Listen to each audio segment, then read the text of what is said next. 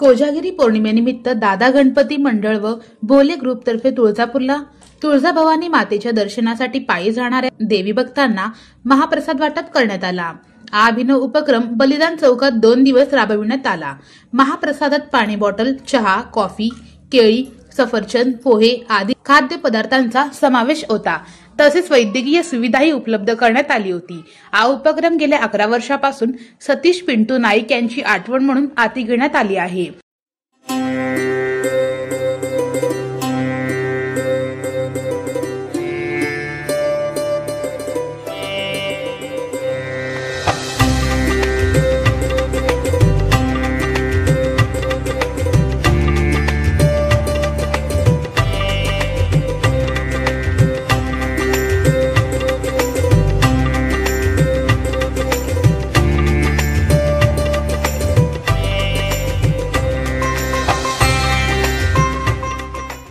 या उपक्रमाप्रसंगी आकर्षक व नयनरम्य अशी श्री भोलेनाथाची व तुळजाभवानी मातेची मूर्ती साकारण्यात आली होती।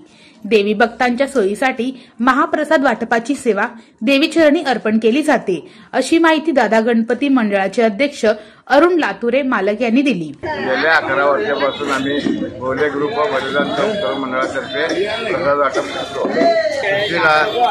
सफरचंद, केळी, पाण्याच्या बाटल्या, चहा, कॉफी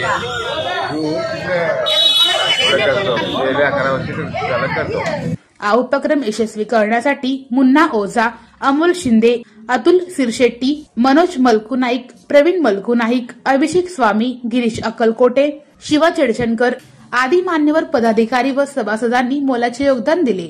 असंख्य देवी भक्तांनी महाप्रसादाचा लाभ घेतला।